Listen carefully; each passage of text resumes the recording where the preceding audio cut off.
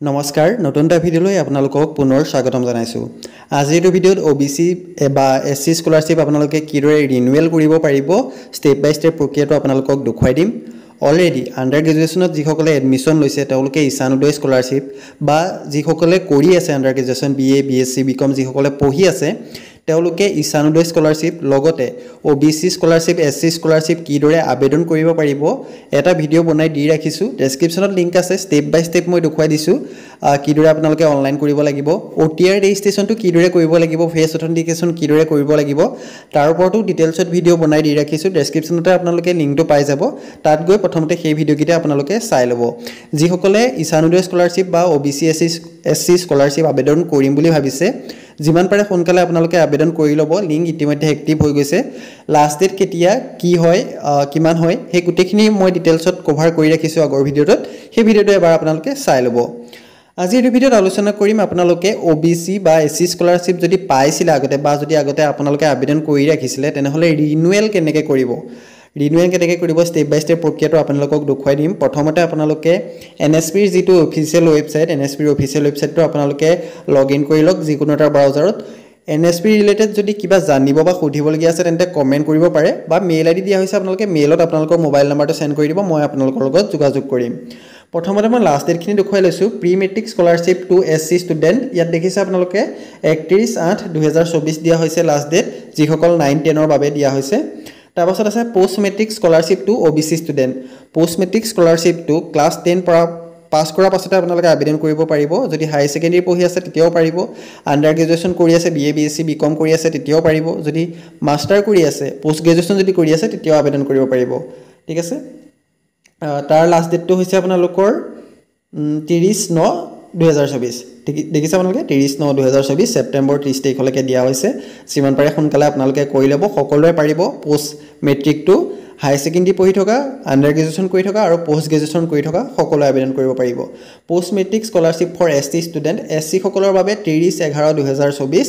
Post matric SCটো একেই, under graduation higher secondary pass, under graduation কৰি থকা হওক, হায়াৰ ছেকেণ্ডেৰী পঢ়ি থকা হওক আৰু লগতে আপোনালোকে মাষ্টাৰ কৰি থকা হওক সকলো ছাত্ৰ ছাত্ৰীয়ে আবেদন কৰিব পাৰিব। ঠিক আছে, তাৰপাছত আপোনালোকৰ প্ৰি মেট্ৰিক OBCটো দিয়া হৈছে 30/9/2024 যিটো 9-10খিনিৰ বাবে। প্ৰি মেট্ৰিকটো হৈছে 9 আৰু 10ৰ ষ্টুডেণ্টখিনিয়ে পাৰিব, ল'ৰা ছোৱালী বুলি কথা নাই, সকলোৱে পাৰিব। যিসকলে কৰা নাই এতিয়ালৈকে 9-10ৰ ষ্টুডেণ্ট তেওঁলোকেও কৰি ল'ব পাৰিব। ঠিক আছে, এইখিনি আছিলে স্কিমৰ ডিটেইলছখিনি। ইয়াত আপোনালোকে মই UGCটো দেখুৱাই দিছোঁ যিটো ঈশানোদয় স্কলাৰশ্বিপ, সেইটো মই লাষ্ট ডেটটো দেখুৱাই দিছোঁ আপোনালোকক। ইয়াত দেখিবলৈ পাইছে Ishan Uday special scholarship scheme for NER. তাৰপাছত ইয়াত আপোনালোকক দেখিবলৈ পাইছে লাষ্ট ডেটটো হৈছে 31/10/2024 অৰ্থাৎ অক্টোবৰৰ 31 তাৰিখলৈকে সময় দিয়া হৈছে। যথেষ্ট সময় আছে, যিমান পাৰে সোনকালে কৰি ল'ব। লাষ্টলৈ নাথাকিব, লাষ্টলৈ থাকিলে ছাৰ্ভাৰটোৰ প্ৰব্লেম দিয়া দেখা যায়। এইখিনি ডিটেইলছত আপোনালোকে ডেছক্ৰিপশ্যনত পাই যাব, গোটেইখিনি লিংক মই ডেছক্ৰিপশ্যনত দি ৰাখিছোঁ। তাত গৈ পেলাই আপোনালোকে প্ৰতিটো স্কলাৰশ্বিপৰ লাষ্ট ডেট কিমান, এপ্লাই কেতিয়াৰ পৰা ষ্টাৰ্ট হৈছে গোটেইখিনি আপোনালোকে চাই ল'ব পাৰিব। এতিয়া আপোনালোকে ৰিনিউৱেলটো কিদৰে কৰিব সেইটো চাওক। প্ৰথমতে আপোনালোকে OTR ৰেজিষ্ট্ৰেশ্যনটো কৰি ল'ব আৰু যিসকলে ফেচ অথেণ্টিকেশ্যন কৰা নাই তেওঁলোকে কৰি ল'ব। আগৰ ভিডিঅ'টো এবাৰ চাই ল'ব। গোটেইখিনি হৈ যোৱাৰ পাছত যেতিয়া আপোনালোকে OTR ৰেজিষ্ট্ৰেশ্যন নাম্বাৰটো আপোনালোকে লাভ কৰে তেতিয়া আপোনালোকে যিটো ৰিনিউৱেল প্ৰক্ৰিয়াটোৰ বাবে আপোনালোকে আবেদন কৰিব পাৰিব। লিংকটো অ'পেন কৰাৰ পাছত আপোনালোকে ইয়াত দেখিবলৈ পাব এইদৰে কেইবাটাও অপশ্যন আহি যায় আপোনালোকৰ। তাৰপাছত ওপৰৰ যিডাল 4 ডট আছে আপোনালোকে দেখিছে তাত ক্লিক কৰিব। তাৰপাছত আপোনালোকে এপ্লাই ফৰ স্কলাৰশ্বিপ অপশ্যনটোত ক্লিক কৰিব বা আপোনালোকে হোম পেজতো দেখিবলৈ পাইছে নিশ্চয় এপ্লাই ফৰ স্কলাৰশ্বিপ বুলি। এপ্লাই ফৰ স্কলাৰশ্বিপ অপশ্যনটোত ক্লিক কৰাৰ পাছতে আপোনালোকৰ যিটো OTR ৰেজিষ্ট্ৰেশ্যন নাম্বাৰটো ফিল আপ কৰিব লাগিব, যিটো নতুনকৈ আপোনালোকে লাভ কৰিছে। প্ৰিভিয়াছ এপ্লিকেশ্যন নাম্বাৰটো দিলে নহ'ব, যিটো আপোনালোকৰ AS 23, 24 তেনেকৈ যিটো থাকে সেইটো নহয়। যিটো নতুনকৈ আপোনালোকে OTR ৰেজিষ্ট্ৰেশ্যন কৰাৰ পাছত যিটো OTR লাভ কৰিছে নাম্বাৰ সেইটো আপোনালোকে ফিল আপ কৰিব লাগিব।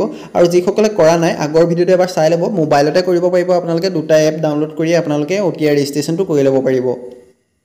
তাৰপাছত আপোনালোকে এপ্লাই ফৰ স্কলাৰশ্বিপ অপশ্যনটোত যেতিয়া ক্লিক কৰিব অলপ সময় ৱেইট কৰিব, অলপ লোডিং হৈছে দেখিছে। তাৰপাছত আপোনালোকৰ আহি যাব ইয়াত এপ্লিকেশ্যন নাম্বাৰ, পাছৱৰ্ডটো ফিল আপ কৰিবলৈ। যদি পাছৱৰ্ডটো পাহৰি গৈছে ফৰগট কৰি ল'ব। ইয়াত আপোনালোকে শুদ্ধকৈ আপোনাৰ যিটো OTR ৰেজিষ্ট্ৰেশ্যন নাম্বাৰ আছে দেখিছে এণ্টাৰ OTR অৰ্থাৎ ওৱান টাইম ৰেজিষ্ট্ৰেশ্যন নাম্বাৰ যিটো আপোনালোকে লাভ কৰিছিলে সেইটো ইয়াত ফিল আপ কৰিব। তাৰপাছত আপোনাৰ যিটো পাছৱৰ্ড আছিলে পাছৱৰ্ডটো শুদ্ধকৈ ফিল আপ কৰিব। তাৰপৰা আপোনাৰ যিটো কেপচাৰ দিয়া আছে কেপচাৰটো আপোনালোকে শুদ্ধকৈ ফিল আপ কৰি ল'ব। যদি লগইন কৰোঁতে কিবা অসুবিধা পাইছে ইনভেলিড ক্ৰিডেঞ্চিয়েল বা তেনেকুৱা ধৰণৰ যদি এৰৰ কিবা যদি পাইছে আপোনালোকে কমেণ্ট কৰিব পাৰিলে যদি আপোনালোকে যদি ইনভেলিড ক্ৰিডেঞ্চিয়েল বা তেনেকুৱা ধৰণৰ যদি শ্ব' কৰে তেন্তে আপোনালোকে এবাৰ ফৰগট পাছৱৰ্ড কৰি পাছৱৰ্ডটো পুনৰ চেঞ্জ কৰি পেলাই লগইন কৰিব দেখিছে মোৰ লগইন হৈ গৈছে লগইন ইন ছাকচেছফুল তাৰপাছত মই ইয়াত দেখিবলৈ পাইছে মোৰ লগইন হৈ গৈছে এতিয়া মোৰ আগৰ যিটো এপ্লিকেশ্যন নাম্বাৰ সেইটো শ্ব' কৰিছে তাৰপাছত ইয়াত আপোনালোকৰ ফ্ৰেছ অব্লিক ৰিনিউৱেলত দেখিছে মোৰ ৰিনিউৱেল শ্ব' কৰিছে যিহেতু মই আগত এপ্লাই কৰি ৰাখিছোঁ সেইবাবে মোৰ ইয়াত ৰিনিউৱেল শ্ব' কৰিছে যিসকলে ৰিনিউৱেল কৰা নাই SC ST ষ্টুডেণ্ট বা যিসকলে ইচ্ছানুদয় আগতে কৰিছিলে তেওঁলোকৰ ৰিনিউৱেল প্ৰক্ৰিয়া আৰম্ভ হৈছে তেওঁলোকক সোনকালে ৰিনিউৱেলটো কৰি ল'ব ৰিনিউৱেল দেখিছে আৰম্ভ হৈ গৈছে তাৰপাছত আপোনালোকে ফ্ৰেছ এপ্লিকেশ্যনত গৈ এপ্লাই ফ্ৰেছত গৈ নতুন এপ্লাই কৰিব পাৰিব যিটো মই আগৰ ভিডিঅ'ত দেখুৱাই দিছোঁ নতুন এপ্লাই কিদৰে কৰিব লাগে আৰু যিসকলে আগতে কৰি ৰাখিছে তেওঁলোকে ৰিনিউৱেলটো কৰি ল'ব মাই এপ্লিকেশ্যনত আপোনালোকে নিশ্চয় গোটেইখিনি দেখিবলৈ পাইছে তাৰপাছত আপোনালোকৰ একশ্যনৰ প্ৰচিড অপশ্যনটো আপোনালোকে দেখিবলৈ পাব প্ৰচিড অপশ্যনটোত আপোনালোকে ক্লিক কৰি দিব প্ৰচিড অপশ্যনটো ক্লিক কৰি দিয়াৰ পাছতে আপোনালোকৰ যিখন এপ্লিকেশ্যন ফৰ্ম আছে সেইখন আপোনালোকৰ ইয়াত খোল খাব ইয়াত দেখিছে আপোনালোকৰ যিখিনি পাৰ্চনেল ইনফৰমেশ্যন সেইখিনি শ্ব' কৰিছে এপ্লিকেশ্যন নাম্বাৰ আপোনাৰ স্কিম এপ্লাইড আপোনালোকৰ নেম জেণ্ডাৰ গোটেইখিনি আপোনাৰ ফাদাৰ মাদাৰ নেম গোটেইখিনি আপোনালোকৰ ইয়াত শ্ব' কৰিছে এনুৱেল ইনকমটো যদি আগতে যিটো দিছিলে এবাৰ যদি চেঞ্জ হৈছে তেনেহ'লে এডিট কৰা অপশ্যনটো বৰ্তমান দিয়া নাই কিন্তু আপোনালোকৰ ইনকম চাৰ্টিফিকেটখন যিহেতু লাগিব সেইখন আপলোড কৰি দিলে আপোনালোকৰ হৈ যাব প্ৰথমতে আপোনালোকৰ যিখিনি পাৰ্চনেল ডিটেইলছ সেইখিনি শ্ব' কৰিব তাৰপাছত আপোনালোকে দিব লাগিব যিটো আপোনালোকৰ একাডেমিক ডিটেইলছ যিটো আছে সেইটো আপোনালোকে ফিল আপ কৰিব লাগিব তাৰপৰা ইয়াত কোৱা হৈছে ইজ হোষ্টেলাৰ যদি আপোনালোকে হোষ্টেলত থাকে য়েছ কৰিব যদি নাথাকে আপোনালোকে নো ৰাখিব ক্লাছ ষ্টাৰ্ট ডেট বৰ্তমান যিটো ক্লাছত আছে সেই ক্লাছটো আপোনালোকৰ কেতিয়াৰ পৰা ষ্টাৰ্ট হৈছিলে সেই ডেটটো ইয়াত ফিল আপ কৰিব প্ৰিভিয়াছ ক্লাছ পাৰ্চেণ্টেজ অৰ্থাৎ যিটো আগৰ ক্লাছ আছিলে আগৰ ক্লাছত নিশ্চয় ৰিজাল্ট দিছে যিসকল ডিগ্ৰী থাৰ্ড চেমত আছে তেওঁলোকে ফাৰ্ষ্ট চেমতো দিব পাৰে বা ছেকেণ্ড চেমতো দিব পাৰে আৰু যিসকল হায়াৰ ছেকেণ্ডেৰী ছেকেণ্ড ইয়েৰত আছে তেওঁলোকে ফাৰ্ষ্ট ইয়েৰতো দিব পাৰে তেনেকৈ আপোনালোকে প্ৰিভিয়াছ যিটো আগৰ ক্লাছৰ পাৰ্চেণ্টেজটো দিব তাৰপাছত আপোনালোকৰ ৰোল নাম্বাৰটো দিব ক্লাছ ৰোল নাম্বাৰটো আপোনালোকৰ কি হয় সেইটো দিব তাৰপাছত আপোনালোকৰ ছেকশ্যন যদি ছেকশ্যন আছে আপোনালোকে ফিল আপ কৰিব যদি নাই আপোনালোকে ন' অপশ্যন ন' বুলি টাইপ কৰি পেলাই আপোনালোকে ছেভ এণ্ড নেক্সট কৰি দিব এইদৰে প্ৰথমতে ডিটেইলছখিনি ফিল আপ কৰি ল'লে আপোনালোকে গোটেইখিনি ফিল আপ কৰি হৈ যোৱাৰ পাছত আপোনালোকে ছেভ এণ্ড নেক্সট কৰি দিব ডিটেইলছখিনি শুদ্ধকৈ ফিল আপ কৰিব যদি ক্লাছ ষ্টাৰ্ট ডেটটো আপোনালোকে পাহৰি গৈছে যদি মনত নাই তেনেহ'লে কলেজৰ লগত যোগাযোগ কৰি শুদ্ধ ডেটটো আপোনালোকে ফিল আপ কৰিব তাৰপাছত আপোনালোকে ছেভ এণ্ড নেক্সট কৰি দিব দেখিছে ডিটেইল ছেভ ছাকচেছফুল তাৰপাছত মোৰ ডকুমেণ্ট আপলোড কৰিবলৈ আহিব OBC স্কলাৰশ্বিপ এপ্লাই ক্ষেত্ৰত বা ৰিনিউৱেলৰ ক্ষেত্ৰত মাত্ৰ দুটা ডকুমেণ্টে আপোনালোকে দিব লাগিব এটা হৈছে কাষ্ট চাৰ্টিফিকেট আৰু এটা হৈছে ইনকম চাৰ্টিফিকেট যদি ইনকম চাৰ্টিফিকেট আবেদন কৰা নাই আবেদন কৰি ল'ব আৰু যদি কাষ্ট চাৰ্টিফিকেট যদি আপোনালোকে ডিজিটেলখন কৰা নাই তেনেহ'লে পৰাপক্ষত আপোনালোকে ডিজিটেল কৰি পেলাই আপলোড কৰিবলৈ চাব যিহেতু লাষ্ট ডেটলৈ এতিয়াও সময় আছে আপোনালোকে কাষ্ট চাৰ্টিফিকেটখন যদি পুৰণাখন আছে তেনেহ'লে ডিজিটেল কৰক যদি ডিজিটেলখন আছে স্কেন কৰি পেলাই ধুনীয়াকৈ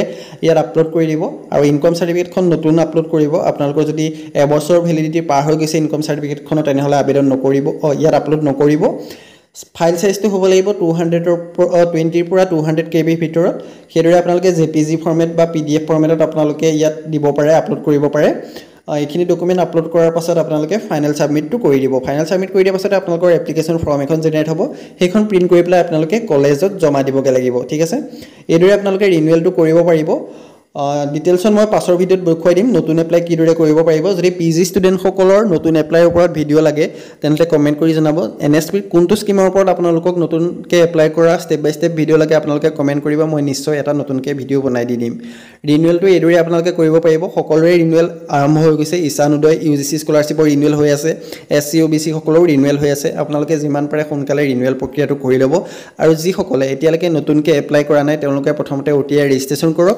NSP যিটো এপ আছে সেইটো ডাউনলোড কৰক তাৰপৰা আধাৰ ফ্ৰেছ RD যিটো এপ আছে সেইটো ডাউনলোড কৰক আগৰ ভিডিঅ'কেইটা চাই ল'ব ডেছক্ৰিপশ্যনত গোটেই লিংকখিনি দিয়া হৈছে আপোনালোকে এবাৰ ডেছক্ৰিপশ্যনটো চেক কৰিব যদি ভিডিঅ'সমূহ চাই অলপ হ'লেও উপকৃত হৈছে চেনেলটো ছাবস্ক্ৰাইব কৰিবলৈ নাপাহৰিব আৰু বন্ধুবৰ্গৰ মাজত ভিডিঅ'সমূহ শ্বেয়াৰ কৰি দিব ধন্যবাদ